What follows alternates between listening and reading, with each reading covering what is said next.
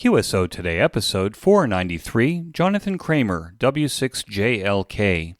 This episode of QSO Today is listener-sponsored. Only you can keep the QSO Today podcast coming to you every weekend since 2014. Please become a listener sponsor monthly or annually by clicking on the sponsor banner on the show notes page or at the top of the QSOtoday.com webpage. I want to thank John Grussell, KC9OJV, who became a monthly listener sponsor. We have donors who wish to remain anonymous, and we thank them for their generous support of the QSO Today project. QSO Today is commercial-free and has no paid sponsors. If you think that the QSO Today project is important to you, please become a listener sponsor or make a donation today. Welcome to the QSO Today podcast. I'm Eric Guth, amateur call sign 4Z1UG, where I demonstrate the diversity and relevance of the amateur radio hobby and its impact on society by interviewing ham radio operators, many of whom played vital roles in shaping our technology through the amateur radio hobby. And while many people might say, ham radio? Do people still do that? This podcast demonstrates through in-depth interviews just how amazing, diverse, and dynamic the amateur radio hobby continues to be. My English-speaking amateur radio friends in Israel have asked me to invite you to speak with us on DMR and All-Star. Click on the banner in this week's show notes page or on the Talk Group menu item at the top of our QSOtoday.com webpage for more information. Dr. Jonathan Kramer, W6JLK, transitioned into becoming a communications law attorney after a successful career in cable television engineering, in addition to his amateur radio activities.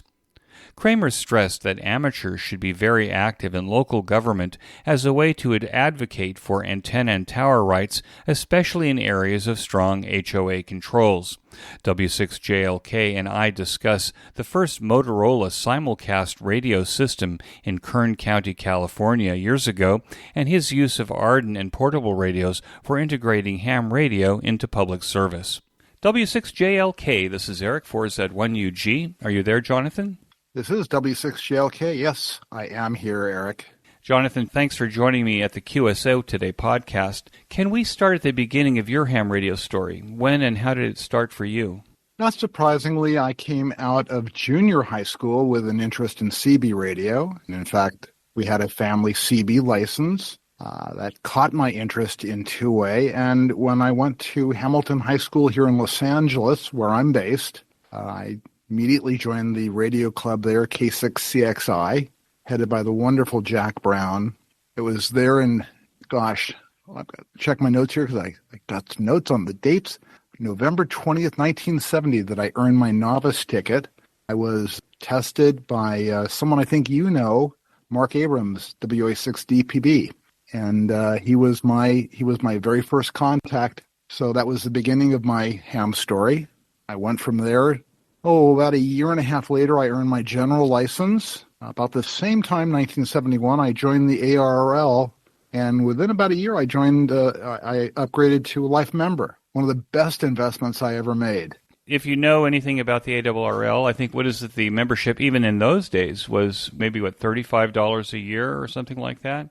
That's right, but life membership was about $180. And now it's over $1,000, I think. Like I said, it was one of the best things I ever did. In fact, my father paid for that.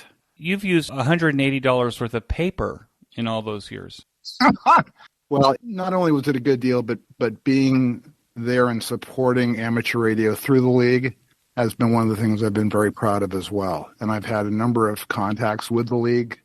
Currently, I'm a volunteer examiner. I'm also a volunteer counsel in the Southwest Division. I hope to give him back a bit as well. Just a note about Mark Abrams, WA6DPB. I actually met Mark in 1974 because he was very good friends with Martin Ronnie, WB6YMI, and Skip Hansen, WB6YMH. I'm assuming that we probably all know the same guys. We do.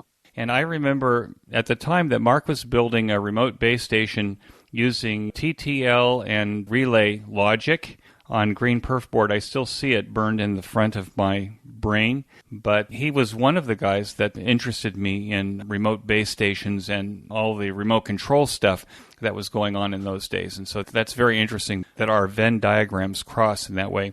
But let me just go back a little bit. It seems to me that if your family was interested in Citizens Band radio and then you kind of jumped to novice in 1970, did you have an earlier interest in electronics and communications even before you got the amateur radio license?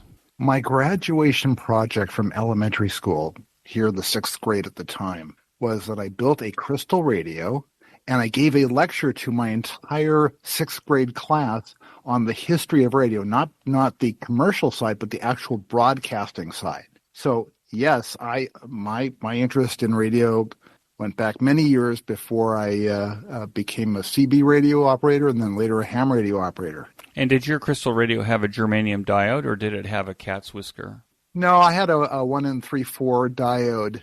And because the school that I went to, Clover Avenue, was actually very close to KDAY-AM, that was the only station I could pick up because everything else was overwhelmed by that one strong signal. But it was a crystal radio. It worked, and it was a great project. And it just, I cannot tell you why, but for all of my life, I have been intrigued, enlightened, enraptured by radio, by two-way radio, by one-way radio, by the electronics of radio. I get that 100%. I'm sure that all of the listeners also get that as well. Okay, so what happened after that? You got your amateur radio license. You're a life member of the ARRL. Did you continue with radio clubs and stuff like that in high school? Well, in high school, I was really involved in the K6CXI club. That was the Hamilton High School Radio Club. And that's where really I spent the majority of my time. But my next contact between amateur radio and education came for college. And I will tell you that I was a straight C student in high school. And I mean straight C. Because it did not interest me except for radio. And I excelled in the radio electronics courses. But when it came time to go to college, I didn't have really great grades to get in, but I ended up going to Cal State Northridge anyway. And the way I got in was fascinating. Because my grades didn't qualify me to go in the front door, as it were, I went around the side door and said, listen, I think I really do qualify to be here, and I can demonstrate that I can do this level of work. And I was actually interviewed by an admissions officer who looked at my very short list of credits. He said, well, ham radio? I said, ham radio. And he said, that's a federal thing, right? Yes, I had to take federal tests, and by this time I'd already tested to be a general. I said, well, you know what? I'm going to let you into Cal State Northridge because I feel like anyone who could pass these federal tests will do fine at Cal State Northridge. So it's because of my ham radio license that I got into Cal State Northridge. That's amazing. We should say, by the way, the hometown was what, Los Angeles, right? Correct. Born and raised in Los Angeles. West LA, because I think you mentioned to me Cheviot Hills. Well, actually, I grew up in West Side. I went to Clover Avenue Elementary School, then Palms Junior, and then Hamilton High School. So I was kind of a little bit west of Cheviot Hills. Okay, so I know the area. I actually spent some time there as a kid myself, and even as a young adult. Okay, well, that's very cool. So you got into Cal State Northridge, and what did you major in there? I majored in hating it. Just did not like being there. I spent about a year and a half there, and as has been the case many times in my life, I took the road less traveled, and I left Cal State Northridge and went from a 4-year university to a 2-year college. I went to LA Trade Tech because LA Trade Tech had a splendid, just a renowned radio telecommunications program. So I left Northridge, enrolled in LA Trade Tech, went through, it was on Dean's List every semester. In my last semester, Motorola, which was a sponsor of the radio communications program at that point, traditionally picked the top 2 students in that program and pulled them into Motorola. And I was one of the top 2. So I was actually hired by Motorola out of LA Trade Tech even before I graduated. And that began my first career position. I was hired by Area program management and worked on fascinating projects, the first simulcast systems, big microwave systems, public safety communications.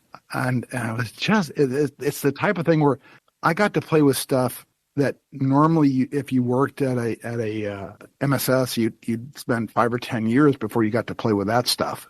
Right. I think the people that I knew that played with that stuff early worked for the public safety, like in Orange County Communications or something like that, right? And those were rare positions in those days. They were. And I helped build the first simulcast system, which was in Kern County, California. It had to cover about 8,800 square miles.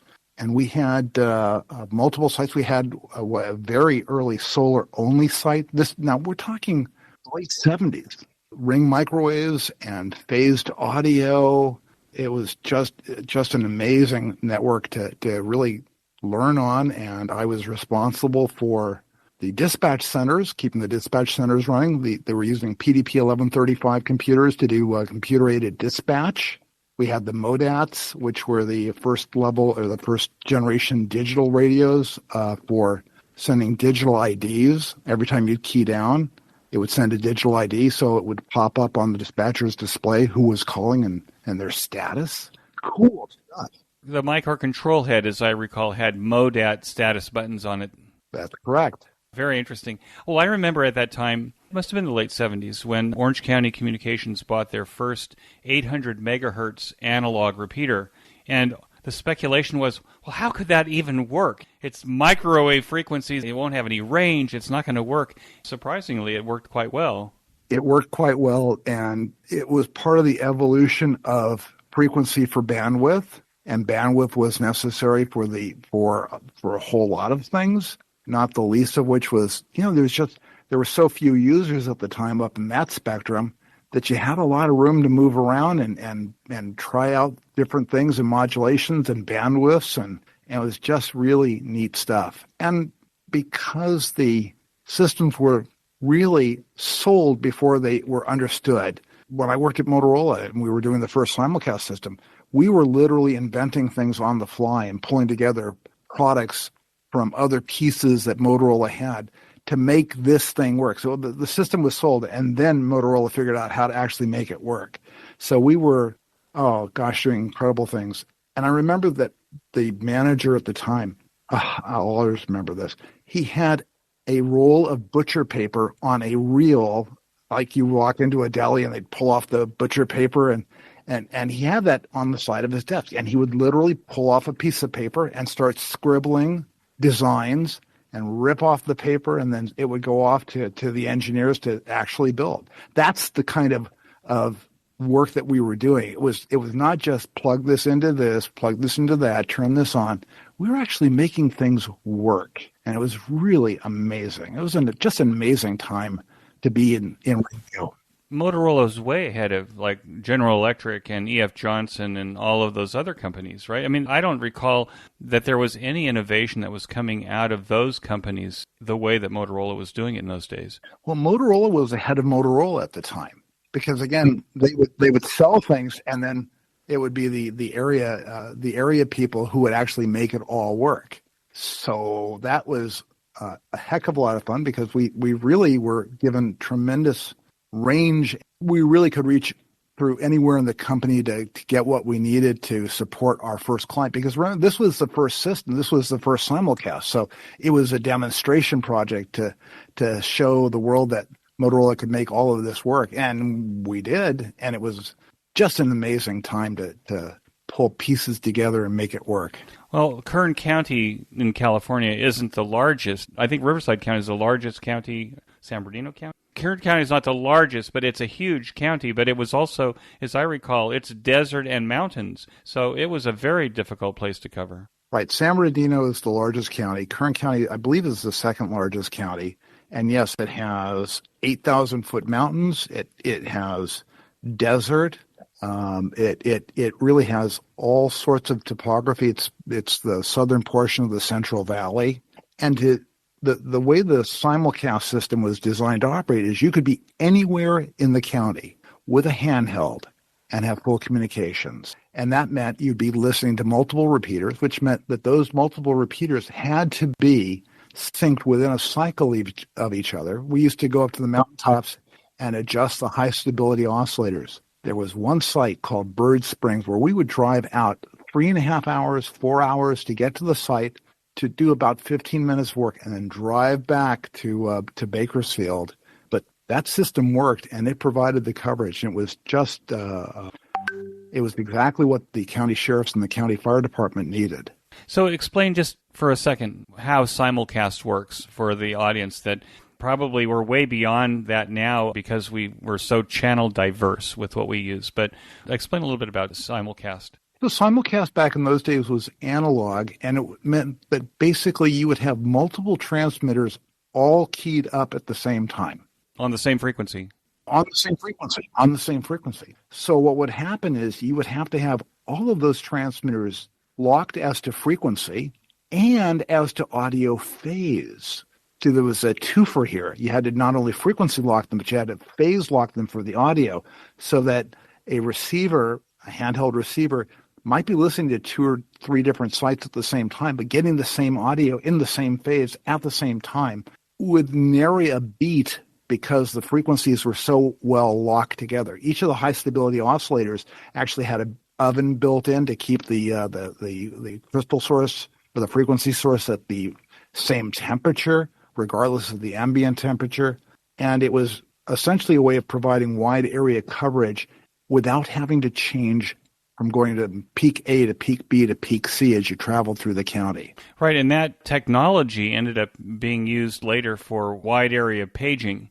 And it was even more complicated, I think, with paging because at a certain point they started being able to connect those paging transmitters with satellite links. So now you had a time distance from satellite links and the phase and the frequency locking. Yeah, you're talking about the SkyTel network. That was one of the first networks out there. Or PageNet, for example. PageNet, SkyTel, they were basically exactly. It was basically satellite uplink downlink to a primary location. So you're working for a Motorola and you're on this cutting edge of everything that's interesting about radio. What happened after that? Well, one of the downsides of working for Motorola at that point was I was living with some friends in a big house in Malibu, and I'd get a call Friday night saying, on Monday, go to New Mexico. On Monday, go to Nevada. On Monday, go to Northern California, wherever the projects were that they needed help on. And as a young man in his 20s, it was like, oh, this is all nice, but I'm not sure I like all this travel. So I started looking around for a job, and I went to the 2 obvious employers in Malibu, the phone company being one, General Telephone.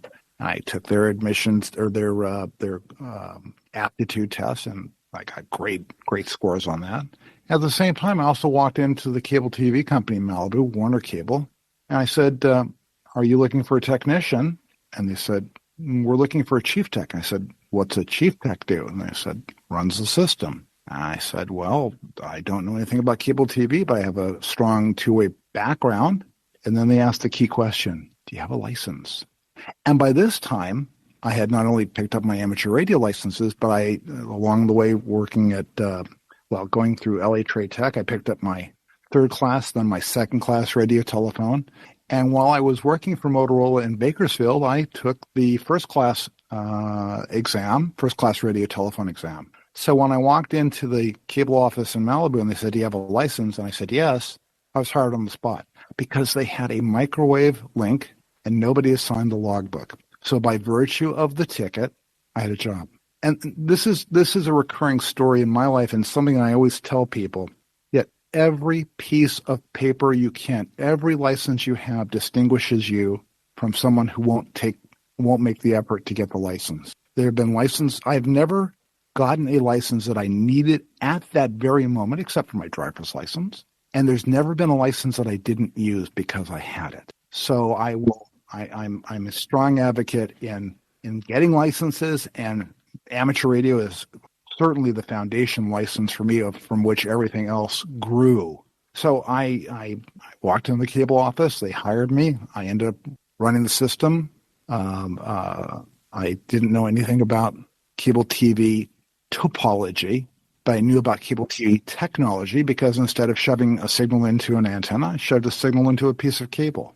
So from that standpoint, it was very straightforward. And I ended up being the system engineer in Malibu for a couple of years. And I went over from there I worked for a contractor for a while, cable contractor building cable systems. And then I was hired to be the chief technician of the cable system in South Orange County because they had trouble. Which system in South Orange County? It was the old Storer system in South County. And that system was experiencing a tremendous amount of signal ingress. They were basically, their pay channels were in the mid-band, and they were unusable because there was so much ingress and so much leakage. And this I knew. I knew about this because I knew how to track down this stuff, and I went in and I identified the problem, which was that the connectors that they were using, the hardline connectors they were using were, Eric, you may know this from the old... Substandard. Well, they were feed-through connectors. Okay. They weren't cord connectors, and that allowed for leakage. So I went to my manager and I said, what's our capital budget for buying new connectors? And he said, capital budget? I'm sorry, what does that term mean? I said, okay. What's our repair and maintenance budget? Well, we can order $500 worth of connectors at a time. I said, thank you. I called up my friendly salesman from a company I liked, and I said, I need you to cut me orders for $499 each, and we're going to scam the system at Storer Cable, and we did. And I brought the service calls down from about 9% a month to under 3%. And I really had a heck of a lot of fun. But because I understood transmission technology from all this previous experience, it was straightforward. And leakage was something that I knew. In fact, I'll tell you an interesting story going back a little bit. When I was in Malibu, the head-end site in Malibu was on a place called Saddle Peak. Sure. Saddle Peak also has, or had at least at that point, one of the primary LAX FAA sites. There's also a Nike missile site up there, too. Pretty close. Pretty close. Not on the same hill, but right close. Right. In fact, that Nike site you're talking about is commonly used for field day now, but that's a separate story. Anyway, so I got a call from the FAA saying, we're getting bombed out at Saddle Peak. Is it your head-end equipment? I said, no, I'm sure it's not. And I went up there with a spectrum analyzer, and I identified that the actual interference was coming from a ham repeater on the same peak. So I called the owner of the repeater. I said, you have a problem, and I'm telling you this before you're going to get a call or a visit from the FAA and the FCC. That repeater went off in the air. I got a nice thank you letter from the FAA, which I still have to this day. Did that repeater go back on the air? Once they put a filter on the output, they did. Let me ask a question. Did your Malibu cable television, did it have local origination? Did you have a studio in your Malibu office there? Because I remember in those days, like teleprompter cable in Newport Beach had even a live news show every afternoon from their tiny office in Newport Beach. We didn't have the local origination. What we did was there was one guy who had a local FM station who fed it in, basically an FM modulator who fed it into the system. So we didn't have video. We only had FM origination at the time. But this is the late 70s, 1980. It was really before all the local origination was the rage in small systems. This was before the cable wars era. This was kind of the beginning of the cable wars. Yes. I was involved as a studio guy in Cablevision in Newport Beach, teleprompter cable in Newport Beach. So I ran the cameras, or I ran the production switcher if they needed volunteers. We were never paid for any of this stuff, but it was a chance to kind of get your hands on television production. So I'll tell you a fun story that ties back to Storer Cable, which was I was hired as the engineer in the South Orange County system. Because of what I did in that system, I was promoted to be the regional engineer, and based out of Anaheim, I was responsible for all the cable TV technical operations from basically South Orange County out to the desert up to Kern County. And as the regional technical manager, we did have a major origination studio at the Anaheim office where I worked out of, and the manager of that system just hated origination. So he looked at me and he said, "That's yours." So here I am, the regional engineer, and I'm responsible for local origination for that cable TV system. So it's amazing how if you limit yourself to the job you're doing, you'll never have the the jobs and the exposure to the other things. And again, I think I've been very lucky to be at the right place at the wrong time, or the wrong place at the right time, depending on your point of view. But it sure has been a heck of a lot of fun. And now this break. The QSO Today project that includes this podcast and the QSO Today Academy is now listener-sponsored. There are no commercial sponsors who influence the content and opinions expressed on QSO Today, including my blog posts. Disclaimer: we did not have a problem with sponsor influence when we did have commercial sponsors. The world is different now. I believe that commercial sponsorship, where you watch and listen to TV, radio, YouTube, Facebook, and X for free, does give sponsors complete control over all that you see and hear. The largest networks are now dominated by international corporations who decide in their boardrooms what we hear, know about, how we vote, and what we buy. Commercial sponsorship models for podcasts don't work, maybe for good reasons. At QSO Today, we are back to blogging and podcasting for the free expression of ideas, discussion, and the dissemination of content without commercial sponsorship. It takes everyone's ideas and approaches in our discussions to formulate our own way, with the best information available. This has always been the best formula for success, even in ham radio. So QSO Today is now value for value, following the model created by another ham, Adam Curry, K5AAC, inventor of podcasting and the value for value business model. I create valuable amateur radio content that you consume. In return, you find it valuable, then you reward the podcast with your sponsorships, donations, transcription sponsorships, and using the QSO Today Amazon link. Your supporting the podcast in this way keeps QSO Today podcasts coming to you every week since July of 2014, now approaching 500 episodes. In addition, we have over 500 educational ham radio videos from previous QSO Today Virtual Ham Expos that we also publish to allow every ham to benefit from these excellent presentations. However, all of this content has to be produced, edited, curated, and hosted on commercial platforms by me and my team to keep it easily accessible and available to you. Links and banners on the show notes pages allow you to show your support of the QSO Today project. Please support QSO Today with your sponsorships, donations, and using our Amazon links.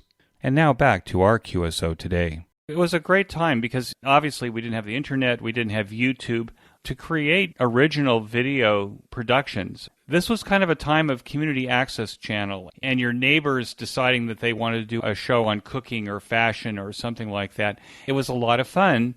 I think it was required. Wasn't it part of a city franchises often required, at least in some of the systems I ran in the Midwest, in the 90s, we had to create original programming in the community as part of our license to work in the city. In fact, in South Orange County, that was a requirement.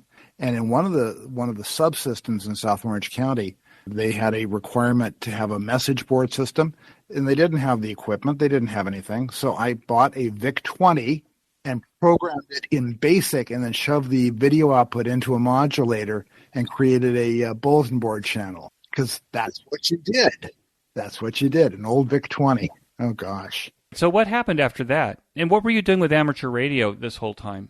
Perfect transition. So when I was the regional manager for the cable system in Orange County, I also became the president of the South Orange County Amateur Radio Association, SORA, and I got corporate sponsorship to go to the ARRL National Conference, which that year was in Houston, Texas, because cable TV and amateurs were starting to butt heads about leakage.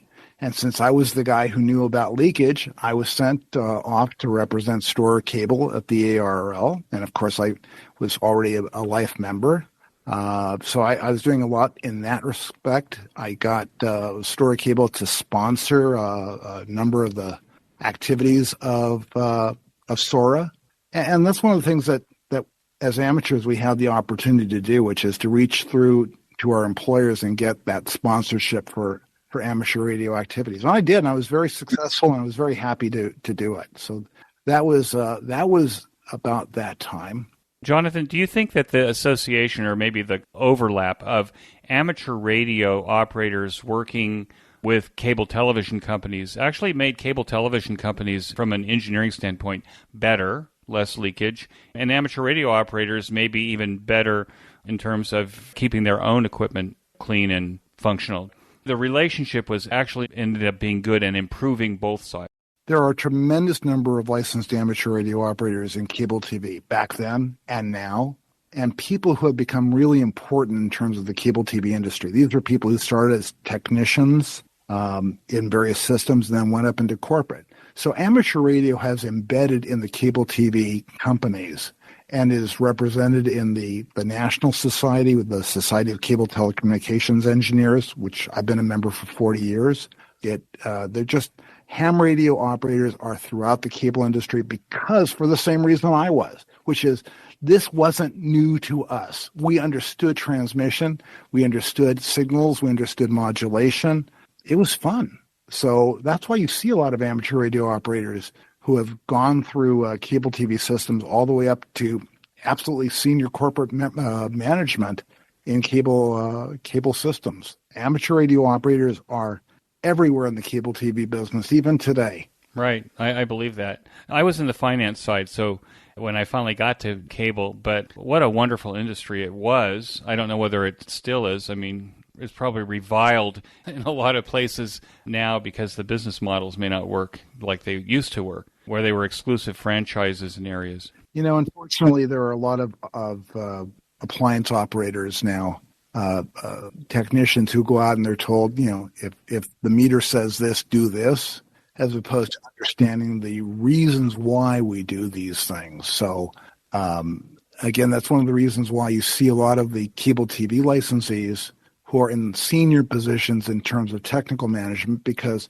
they're the ones who will do the mentoring, who will say, yeah, you have to understand intermod is this, it's two signals, it's mixing together, it's plus or it's minuses, and it creates this type of distortion. That's why you see it in the picture. You know, this is the stuff that, as a technician, I deal with a lot of technicians. In fact, the next phase of my career after I left Storer Cable, because of a merger, was I became an inspector of cable TV systems for local governments from 1984 through about 2006. I inspected hundreds of thousands of miles of plant. So I got to meet a lot of technicians. And the technicians who had a technical bent understood what they were doing.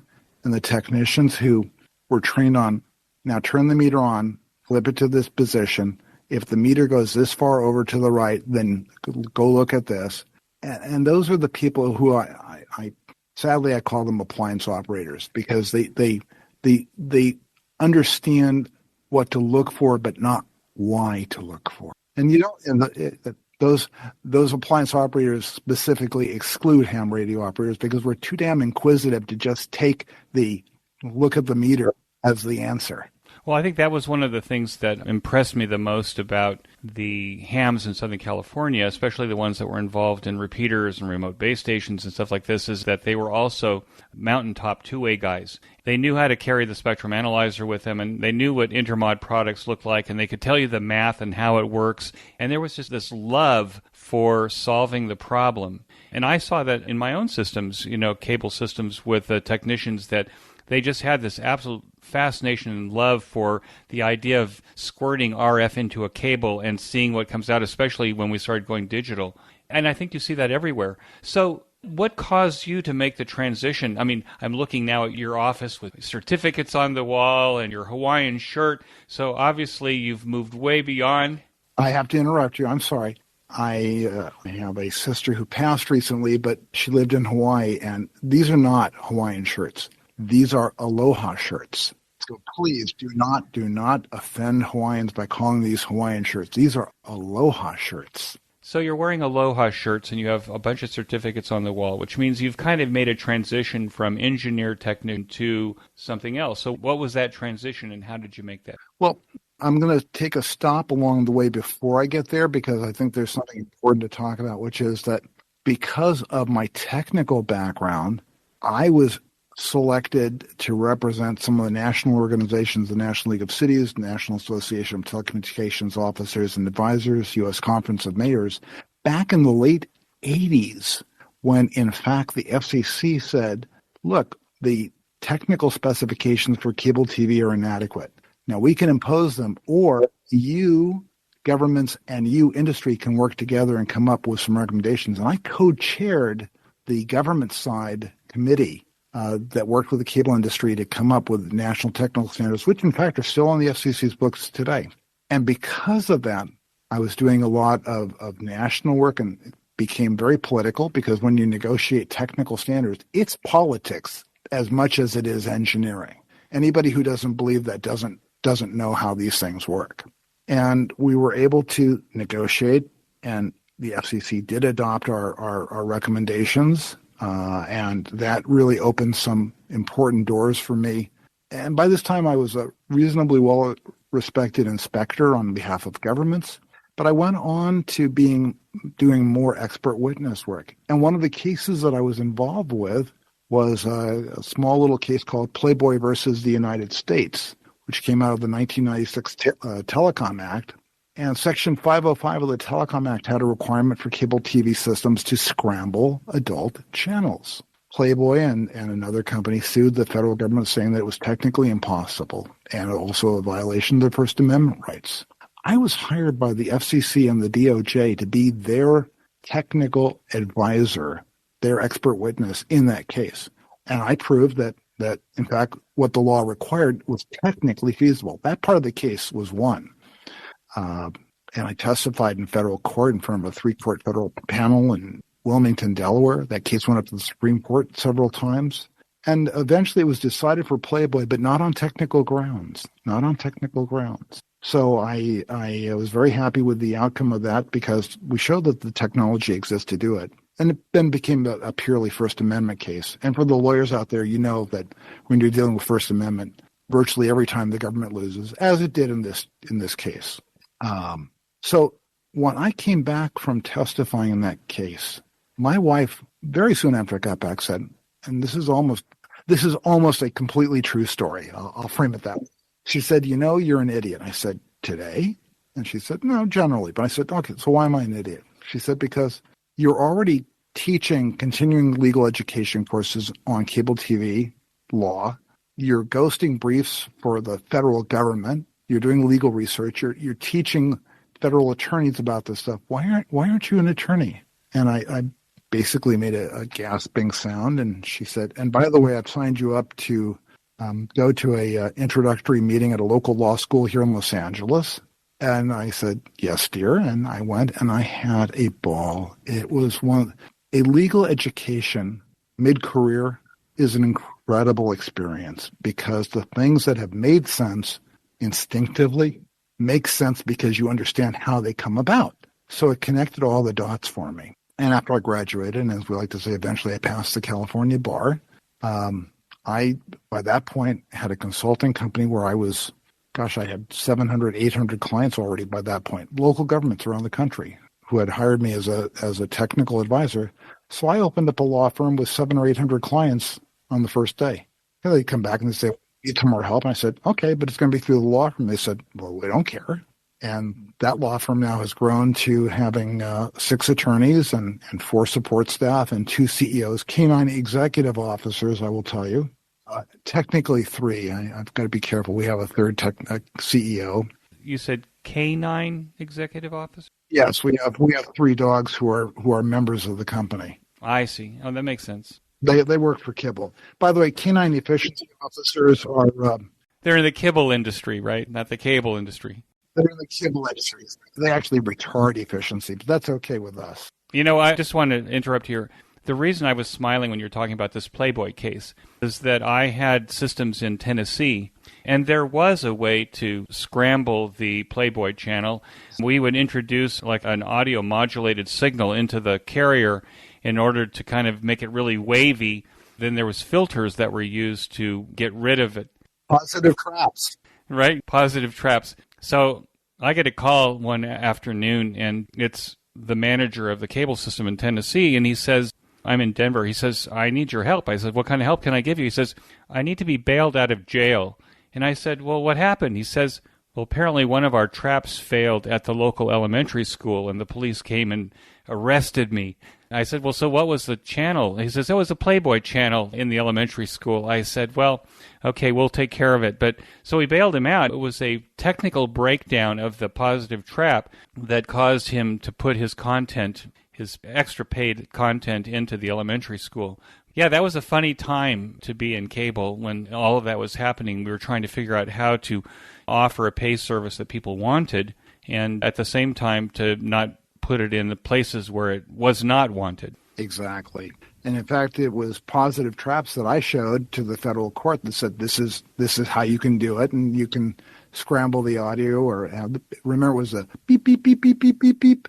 But it also messed up the video carrier too, right? It was because messed up the video carrier, but you'd still have teenage boys trying to kind of turning sideways. Of course. Of course. Now, as kids, we had, if you remember, was it HBO was the first scrambled product in Los Angeles on Channel 52. Remember? If you go back into the 70s. That was on TV. On TV, right. Yes. So all of us teenagers were trying to build scramblers that were to undo that just to see if we could. Absolutely. Okay, so you start this law firm. You have all of these clients. What are you doing in amateur radio at this time? It seems to me a busy guy like you wouldn't have any time for operating amateur radio, yet if I look at your resume, it's full of things that you were doing at the same time. What were you doing? I was an early adopter of Tapper. I built my first Tapper board. The serial number was in the low 300s. I've always been into digital communications. In fact, digital has always been one of my great pleasures in terms of amateur radio. So Tapper, but I really went kind of low key for a while I was doing HF. In fact, my first HF rig when I was a novice was a 6L6 homebrew, but I then graduated up to my first real radio, which was a Yaesu FTDX 560, which, by the way, I still own to this day. I think over the years I've evolved to VHF and UHF, and really my greatest pleasure these days is in emergency communications as well as AREDN radios, which are almost go hand in hand these days. But I've been very involved in amateur radio in terms of ARES. I am in the management of two ARES organizations, one, the larger one in Southern California, where I've been involved in terms of being the West Side representative and be responsible for one of the hospitals on the West Side, providing connectivity. I am a local government liaison for the Culver City Amateur Radio Association, Amateur Radio Service, technically, CCARES, where I represent the board of directors in front of the local government. And that, by the way, that's really an important thing that as amateurs, we don't do very well. We don't represent ourselves in front of local governments very well. So I actually created this position and sold the board of CCARES that we needed to have FaceTime in front of the city council and tell them what we're doing. Because the city of Culver City actually tremendously supports amateur radio and supports the ARES organization, CCARES, in the city. So we do that. And I guess that becomes a natural for me because of my work in terms of politics as an amateur radio operator. But because I work for cities, I've also been involved in dealing with amateur radio disputes with local governments. Permit issues. That's a very common one, is permit issues. I write ordinances on behalf of local governments that also touch on amateur radio, and not surprisingly, I pretty much take a hands-off amateur radio minimum. You know, the FCC back so many years ago passed PRB1, adopted PRB1, which created a framework of national respect for amateur radio, if not preemption. California has a very strong, in fact, even stronger than PRB1 rule for amateur radio protection. So I've been called in by cities saying, we've got this application from an amateur radio operator and we don't understand it. I said, I do, and walk through it. And this is where the technical background comes into play again, because the amateur says, I need a 65-foot tower. Why? Because that's what's sold. Well, can you operate at a lower height? Well, I can, but it's not going to work as well. Okay. Do you have the INAC documents to show the best takeoff angle versus height? Oh, yeah. It shows 47 feet. Okay, can you agree to operate your tower at 47 feet? Because that'll give you your lowest angle of radiation. Oh, that makes sense. And this is how I've been able to solve problems with amateurs and local governments. Still the biggest issue. Can I ask you a question, though? Sure. I think that most people these days, I see, for example, we're in an election season and everybody's concentrating on the presidential election. But it seems to me that most people, and most hams, but most people, they couldn't tell you who their city council members are. They don't know who's on the school board. They don't know anything about their local government. And those people have the most influence on their day-to-day life. Right. For amateur radio operators, I mean, I think there's a whole reason that people should know who they're. Today, as a matter of fact, in my town, we have a runoff election between two candidates for mayor who happened to be very close in the last election a week or two ago. So today, I'm going to go vote after this just for one of those candidates in this runoff election. Because, at least in my town, under the circumstances that we live in, the city council is essentially important to our lives, our very lives at this point.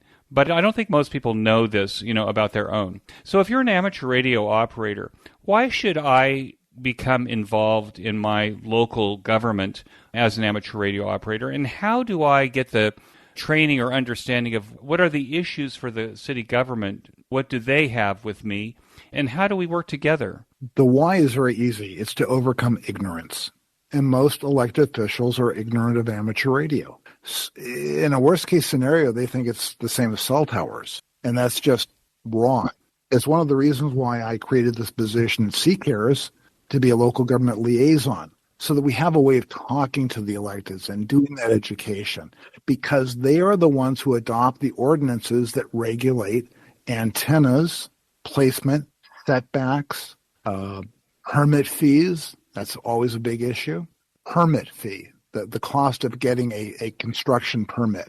And permit fees can be really substantial. Both PRB1 and, in fact, in California, the California legislation talks about the minimum regulation required for amateur radio. So amateur radio operators need to be politically aware of local governments because they set the rules. And having a good relationship with amateur radio operators from the city side and amateurs with the city is important. But, this all comes back down to when the S hits the fan, and we're the only ones that are working. So being out there and being involved in CERT, Community Emergency Response Team, with ARES, I'll pick on Culver City because they're doing things so well there. We just had field day, winter field day a few weeks ago, and it was at a fire station. We actually set up at a fire station, and then the fire department gave us one of their emergency trailers to use during field day. So in Culver City, they've got a spectacular relationship with the fire department, who is the sponsor. In fact, our EOC is within their main fire department headquarters. We have a great relationship with the city council. But these are the things that amateur radio operators don't do effectively. Was that a media opportunity, that your winter field day, for a more knowledge of amateur radio by the general public? We actually, during the summer field day, operate from a state park, which is a very popular park. The field day during the winter, no, because it's behind lock gates. It's inside fire department headquarters. But we wanted to test. We had never operated from that particular fire station before, so we wanted to see how well it would work from there. It turned out it didn't work very well.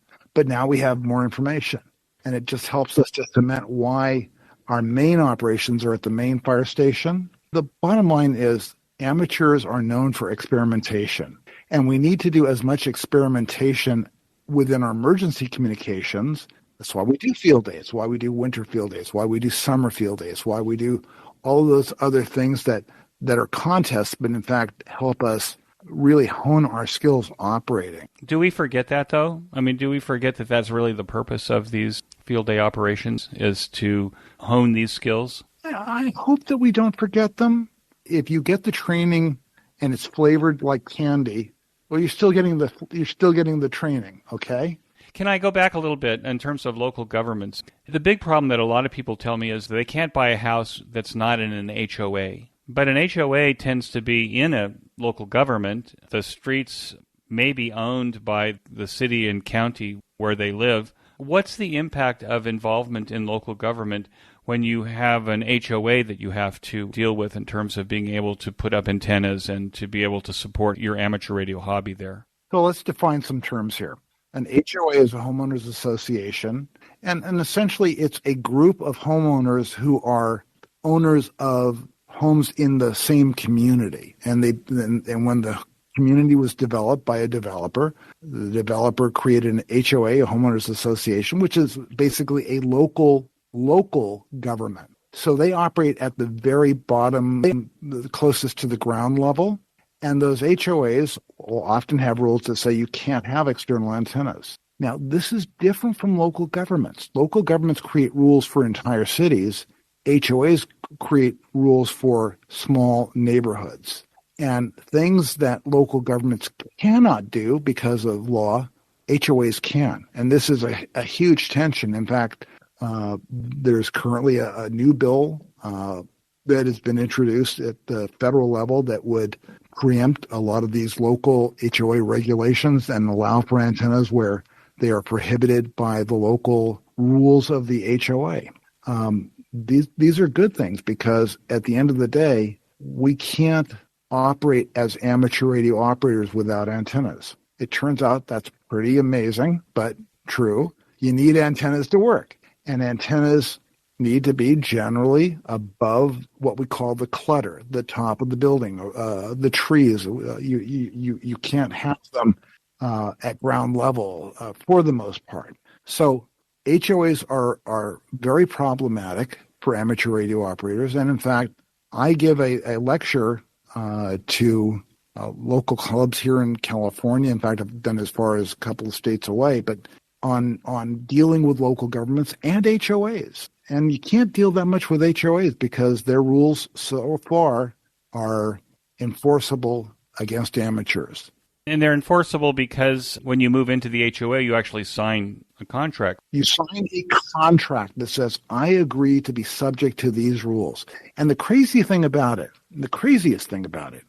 from my perspective, in fact, I cover this in one of my lectures. The lecture, of course, is I'm from the government and I'm here. But the crazy thing about HOA rules is that, let's say you've got a ham radio operator at one end of an HOA and then a quarter mile away, there's another part of the same HOA. Well, that person who can't see the antenna, has nothing to do with it, doesn't even know that, otherwise wouldn't know that it's there, can still object by saying, look, I had to sign these rules. The amateur had to sign these rules. I can enforce the rules against the amateur called an equitable servitude. Essentially, anybody who's subject to the rules can enforce those same rules against anybody else who's subject to those rules. And this is a major issue for amateur radio. And so much of this predates really a good understanding of amateur radio. During the building boom of the 70s, the 80s, a lot of these HOAs were created, and it was just someone had a boilerplate that said no external antennas. Now the thinking was no external TV antennas, which interestingly has been overruled by the FCC now under the OTARD rules, the over-the-air receiving devices rules. But the FCC has never extended those OTARD protections to amateur radio. So those rules that were originally created in CC&Rs to prohibit TV antennas have effectively been used to prohibit amateur radio antennas. It's not a good situation. And now this mid-show break. Every 2 weeks I listen to the Ham Radio Workbench podcast with George, KJ6VU, Vince, VE6LK, Mark, N6MTS, Thomas, K4SWL, Michael, VA3MW, and Rod, VA3ON, and their guest on often topical and important projects in amateur radio.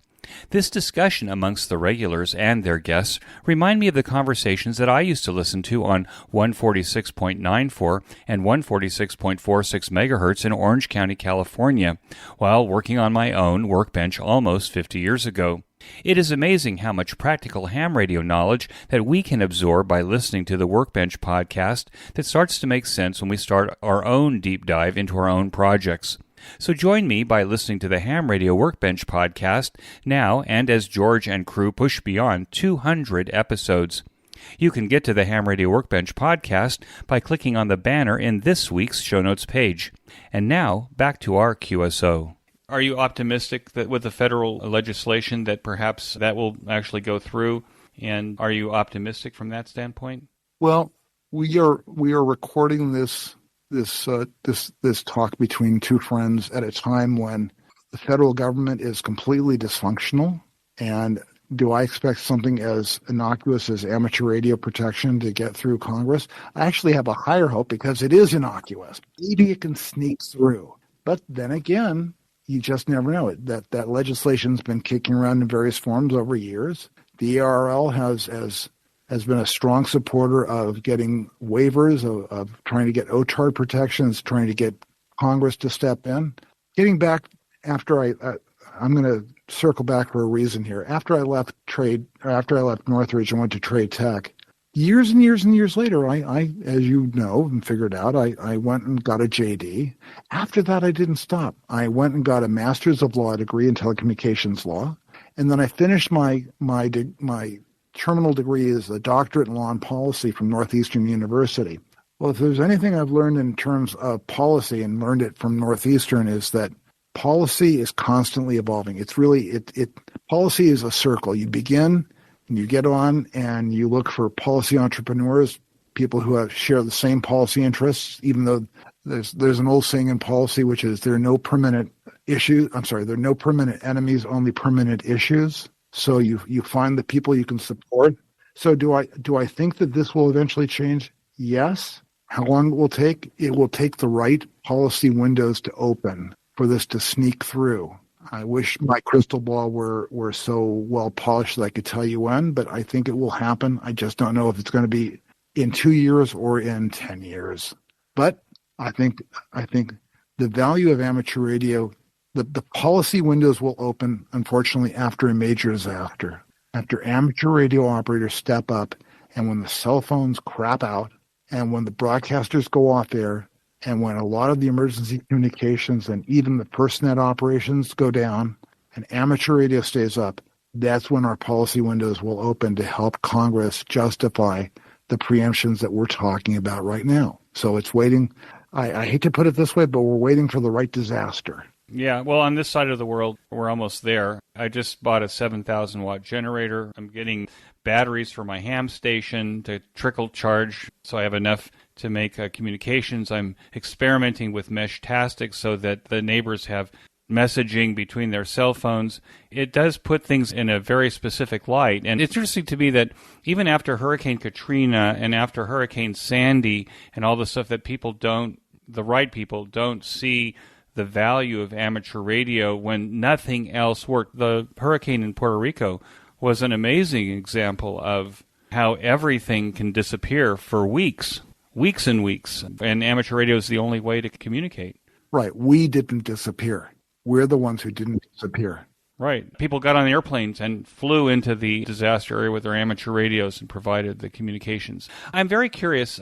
You mentioned a little bit earlier about, appliance technicians, appliance engineers. Do you think that, because I've talked to a number of people who are in the broadcast industry, people who are involved in the Society of Cable Television Engineers, who are thinking that, because it doesn't seem that young people have hobbies, at least other than smartphone viewing, like we did when we were kids and stuff, is there a supply of upcoming young people to be engineers of the caliber that maybe our generation, the generation before that, put out to be able to create this innovation in all these industries? The answer is absolutely not and yes. And I'll tell you what I mean. The world is not a static place, as we all know. And we know that right now what we see on the horizon is artificial intelligence, and that how people maintain things will be based on inputs from AI. But will there be a place for amateur radio operators? Because amateur radio really belies a connection to AI.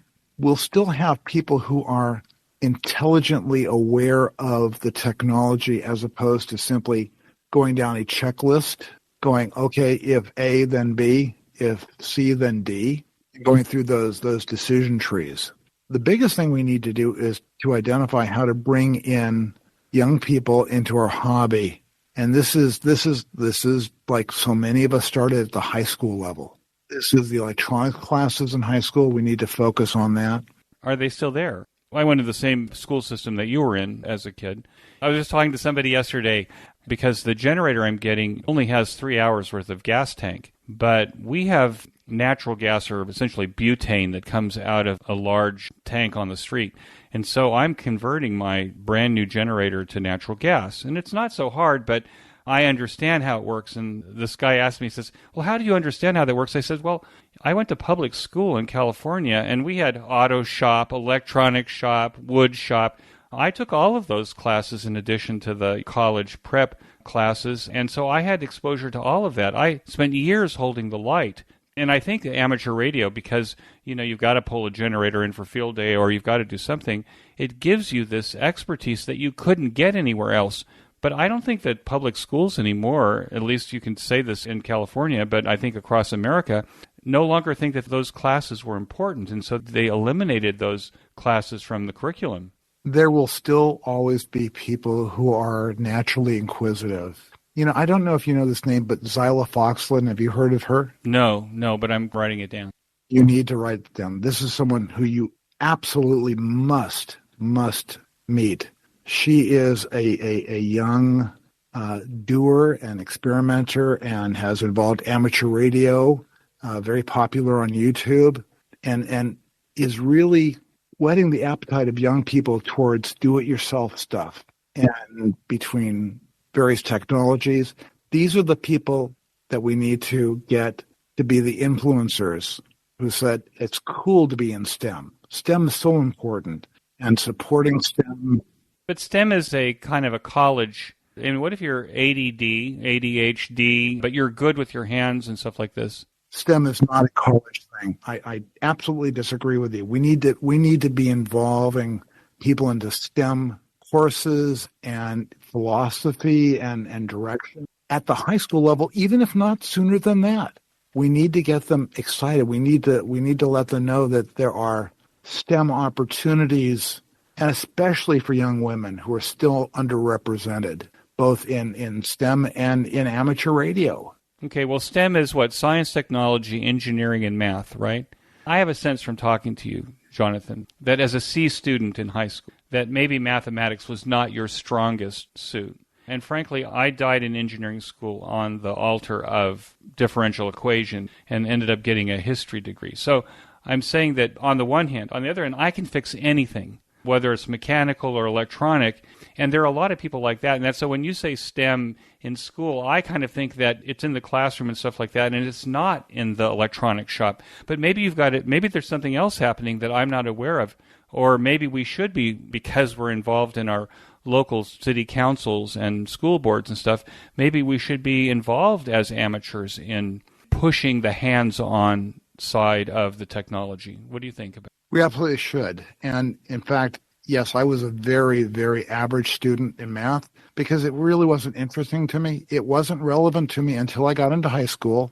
And in electronics, suddenly imaginary numbers made sense because I was doing calculations for impedance and reactance. And this is what interested me. So I immediately knew the math because it made sense. It was relevant to me. It had to be made relevant. And when it was, I was an A student. I was an A student through the rest of my education, absolutely through the rest of my education, because the things that were relevant to me opened doors for me into my mind. And this is, again, why finding out what triggers young people to be interested in something, we'll find the people who are interested in amateur radio because they just don't know it yet. We have to find them and show them amateur radio. And we will find a lot of people who would just say, yeah, that's not very interesting to me. And then we'll find the, oh, wow, this is really cool, kids. So this is, it's like anything else. It's a numbers game. And until we're out there and we're introducing amateur radio at the junior high school and the high school level and taking down some of the barriers, and right now the FCC license fees, well, the ARRL has stepped forward to reduce some of those fees. Our club, Sea Cares, has there's a fund to support initial licenses, so that those licenses are basically, you pass the test, you don't pay. Things like that. How do we get a parent to deliver their child to an amateur radio club meeting when they don't want to sit in the back of the room at all with their kid? There's no single answer to this, but what there is what is important is you have to have the local government support. If we're just a ham radio club operating as a loose association, that's one thing. But when the city council, when the county government supports it, and we're having our meeting at the fire department. In fact, in one of the two organizations I belong to, we meet at a major hospital in the San Fernando Valley. They make their facility available to us at no charge because we support them. That's at Valley Presbyterian Hospital. In Culver City, our meetings are held at the municipal, there's a municipal building, and we have access to that because the city supports us. So it's the third-party credibility that makes us different and overcomes some, but not all of the concerns that you have. But again, this is a numbers game. We're not going to get 50% of the people we're trying to say, hey, come look at this. If we can get 5%, it's a numbers game. You build on small numbers, and you build the next level up and the next level up. And once you have older brothers and older sisters who are involved, younger brothers and younger sisters will have at least exposure to it and will want to know. Well, I always hope with my students that they're so infatuated by the hobby or by whatever it is they've learned that they are thought leaders for their age. So when they become teenagers, because they're doing something that's completely different than all their friends, that they kind of act as this magnet for bringing other kids into the hobby. But I think we're challenged now. It's not just amateur radio. I mean, I think that like every hobby is challenged with people not participating in hobbies. We're at a point now where it seems that everything's disposable and nobody needs any skills for anything. And I guess I'm worried that I'm the only guy in a city of 15,000 people that knows how to convert a gas generator to natural gas because I know how they work and I can find the instructions on YouTube. I owe my ability to do anything because of my amateur radio background. I'm frustrated and at a loss because I see that it's almost like Forbidden Planet. We're talking about AI and we're talking about this technology that we have that could overtake us because we don't have an interest in how things work. We assume they just work. There will always be inquisitive minds that are looking for things to be inquisitive about. I believe that. I want to believe that, and I want to take the steps to find those minds and give them an opportunity. And if people will take the opportunity, that's great. But at least we've got to offer them the opportunity. We don't do that very well. We just don't reach out very well to expose amateur radio to young people.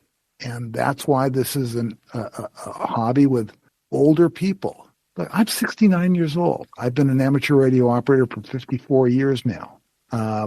And unfortunately, I'm probably closer to the top of the bell curve than not. Yeah, you might be, actually. So what could we do different? I mean, I'm curious. You mentioned, for example, that you're doing AREDN. And I think that for young people, it seems to me that AREDN kind of meshes well with a lot of the Venn diagram. There's a lot of overlapping things here, with AREDN. You can use it with your Wi-Fi. You can use it with your cell phone. You can use it with... There's a lot of stuff there that could also make you a network engineer if you know how to actually do AREDN right. What are you doing with AREDN, and did that play a role in your winter field day? And does it attract, at least in your club, does it attract younger people to say this is like really fascinating? We have an extremely extensive network in Southern California for AREDN. We have super hubs. We have all sorts of backbones. And yet, where I live in Santa Monica, I'm the Lone Ranger. I'm one of only a couple stations in Santa Monica, and I'm an island connected to the AREDN network through a internet tunnel. You can't actually connect to an AREDN site from where you're at. Right. I don't see anything from where I am, although I should. The problem is that we need a hilltop site. And in fact, some of us are working to make that happen. But it's an early development. And you're absolutely right. AREDN meshes nicely with people who are interested in networking, computer networking, with PBXs, with messaging, all sorts of things. And it's the fact that it's a shadow network that touches. It's almost like the amateur radio dark net. Right. Or the parallel universe to the internet. It is. And again, if we find the right people who are interested in it, this is really cool. I don't mean to cover ground we've already covered, but again, it's a numbers game. We've got to get in front of more people so that we get that percentage that is interested in coming in. And it's a multiplier effect too. Again, it's once you have someone in the family, like right now, one of my two daughters just passed her FAA drone pilots, the remote pilots exam, which I passed a while back. So she's now a remote pilot. And now she wants to study for her technician license. What does that mean she has to have an FAA drone pilot's license? I mean, are you talking about if she goes to a toy store and buys a $300 drone, she actually has to have a license to fly that in California? It's in the U.S., and it depends on if you're using the drone commercially. It depends on the size of the drone. The FAA licenses drone pilots called remote pilots. Really? Oh, that's amazing. And the reason why I am is because in my business, when I'm doing wireless site inspections, it's easier to do it by drone than any other way. So it's a perfect extension of what I do as an amateur radio operator is to use drones for flying over radio sites. As a cable operator, you could actually do leakage detection using drones now? Leakage detection using drones would be a very, very good thing, especially if you're trying to get to back property where you can't do it, or it's much more efficient to fly over a cable line to find that one loose connection or that one piece of cable that someone decided to say, that's a good thing to shoot at, and it creates a hole. So yeah, drones here are very important in terms of inspection work. So that's why we have in our law firm drone pilots, and that's why the next license my daughter wants to get is a technician license, because she's also for amateur radio technician license. Exactly, she's concerned about emergency communications. Maybe she'll be an influencer. I can only hope. Well, it sounds to me her father's an influencer as well. I've been very lucky to be the right person at the wrong place at the right time, depending on your point of view. But the fact that you and I are able to talk about this, the fact that you have an audience, the fact that I hope that I've shared the fact that we need to do better as a hobby at the local level, interacting with our local government officials and our planning directors who are normally forgotten about, our city attorneys. These are, frankly, all these people influence our ability to operate either with support or with hassles in our local communities. If we have the local government behind us, and again, I will look at Culver City as an example, Culver City, California, where there's a strong relationship, it's great. There are some communities in Southern California where the local governments are frankly just hostile to amateur radio, and they have in their codes restrictions on amateur radio that predate PRB1 or predate the California law, and yet they're still on the books, and the planning directors still enforce them because, hey, it's in the code, so I got to enforce it. Or they haven't been updated. That's the point. It's exactly the point. Right, because there's a lot. I mean, when you think about it, if you're in city government and you're a bureaucrat in city government, there's so much stuff that's being run through the mill that unless it's brought to your attention, you may not know about it. You may not know about the things that have changed just by the enormous amount of information. Can I ask you, what excites you the most about what's happening in amateur radio now? What really floats your boat? Well, without a doubt, it's emergency preparedness. And that's really at my core. What I really enjoy the most in amateur radio is knowing that when the big earthquake hits, I'll be the one that the neighbors will come to. I'm the one who has the solar panels. I'm the one who has the solar charge controllers. I'm the one who has CERT training. I'm the one who knows how to get out for communications purposes. I know where those resources are. I'm I don't hope for the earthquake, but I know it's coming. Except you're on the wrong side of the San Andreas Fault. No, I'm pretty sure that my part of the San Andreas, my side of the San Andreas is not going to fall in the ocean, despite popular concerns to the contrary. No, but I've gone through major earthquake. I'm born and raised in Southern California, so I've gone through the major earthquakes here, and understanding that and understanding what happens. I mean, I really feel sorrier for the people who live in Hurricane and Tornado Alley. Oh, yeah, for sure. Because they get hit year after year after year. We're once every 20 years. If anything, that is worse for us because we're more complacent and not prepared compared to the people who are in Tornado Alley or who are subject to hurricane. They're smart because they have the experience, so they know what to do and they know how to take it seriously. I don't think that we take it all that seriously here. I think we forget in Southern California that a lot of the built-up infrastructure that you live in, for example, in Santa Monica, that infrastructure is now almost 100 years old. Yeah, the newer parts of it, yes. So, Southern California is at least 60, 70 years old, the established neighborhoods. They may have been great for earthquakes then, maybe they're not, but I'm just saying that you become complacent. You don't think about foundations and you don't think about infrastructure and things like this, especially when they're old and they're not replaced regularly. We still have infrastructure that's over 100 years old. We experience regular water main breaks, sewer breaks, problems with electricity because we have mature infrastructure that hasn't grown or been replaced to follow the population trends. So is our network fragile? Yes. Are most people prepared to be on their own for a few days? No. I have here in my office, I have a week's worth of dehydrated food. I have water here. Same thing at home. Most people in Southern California don't know that in an emergency, if all you've got is $5 bills, everything costs $5. So you have to have $1 bills. These are the things you learn from experience. By the way, having cash. Cash is the only thing you have. It's the only thing you can have. Right, because your credit card is not going to work in an emergency. Without being very specific, I will tell you that I have cash stashes at the appropriate places. So wherever I am, I know that I have an emergency supply of cash because cash is king or queen. Yeah, that's very important. During the 94 earthquake, 93 earthquake here, I experienced a price gouging. It was actually in Northridge, and at that time I lived about 3 miles away from the epicenter and only about a mile above the hypocenter. And for those of you who don't know earthquake terms, you should look it up because those are very different terms.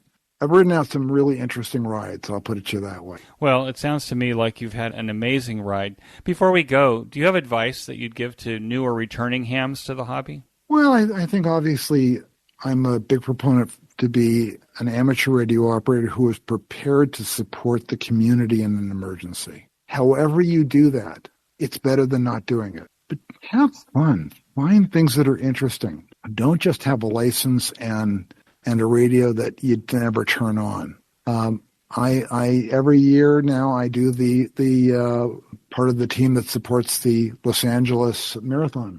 In fact, earlier yesterday now, I attended our pre-meeting for the LA Marathon, which is next weekend, and for years I've worked out on the track providing emergency communications for it. I love the marathon. It's a wonderful experience. I do the Rose Bowl Marathon as well. Find something in amateur radio that really whets your appetite and really dig into it. And you will find other people who share the same interests that you do. You meet a lot of nice people in amateur radio, and the fact that you have this in common just opens doors. I can, in an emergency, if I was somewhere and I was really in trouble, I would look for the house with the tower. I would walk up to that door any day of the week and know that I would be welcome because I can talk amateur radio, and amateur radio operators look out for amateur radio operators. And by the way, you can do that anywhere in the world. I have no doubt about it. I would look for the antennas, and that's where I'm going to go for help. That's the first door I'm going to knock on is a house with ham antennas on it. No question about it. No question about it. Jonathan, this has really been a lot of fun for me. I hope that you enjoyed being a guest on the QSO Today podcast. With that, I want to thank you so much for taking the time out of your busy schedule. And I know it's the middle of the night now. We've been talking for a while. Thank you so much for coming on. Eric, it's been an absolute pleasure and truly a privilege because you've helped me to remember things, getting prepared for this, and even just talking today that I haven't thought about in years. And I think back so fondly on the things that I've accomplished, in large part because I started as an amateur radio operator. So thank you for that. My pleasure. 73. 73. That concludes this episode of QSO Today. I hope that you enjoyed this QSO with Jonathan. Please be sure to check out the show notes that include links and information about the topics that we discussed. I am now adding summaries and outlines of our discussion to make it easier to find specific points raised in our QSO. Go to www.qsotoday.com and put in W6JLK in the search box at the top of the page. You may notice that some episodes are transcribed into written text. If you'd like to sponsor this or any of the episodes into written text, push the Sponsor Transcription button in the center of every show notes page. Support the QSO Today podcast by first joining the QSO Today email list by pressing the subscribe buttons on the show notes pages. I will not spam you or share your email address with anyone. Become a listener sponsor monthly or annually by clicking on the sponsor buttons on the show notes pages. Your value for value support is recognized on the QSO Today podcast and in the weekly show notes. If listener sponsorship is not for you, then please use our Amazon link when you shop on Amazon. Clicking on this link before you enter Amazon will allow Amazon to pay us a small commission on everything you purchase. This is a very painless way to support the QSO Today podcast, and it costs you nothing. QSO Today is syndicated on every podcast platform by using Podcast Index. Use the latest Podcast 2.0 player on your smartphone to automatically get to your podcast updates as soon as we publish. I'm now using Podverse to track, manage, and listen to my podcasts. Positive comments about QSO Today on social media is appreciated as it helps to grow our listener base. My thanks to Ben Bresky, who makes this podcaster and guests sound brilliant. Thanks, Ben. Until next time, this is Eric for Z1UG 73. The QSO Today podcast is a product of KEG Media Inc., who is solely responsible for its content.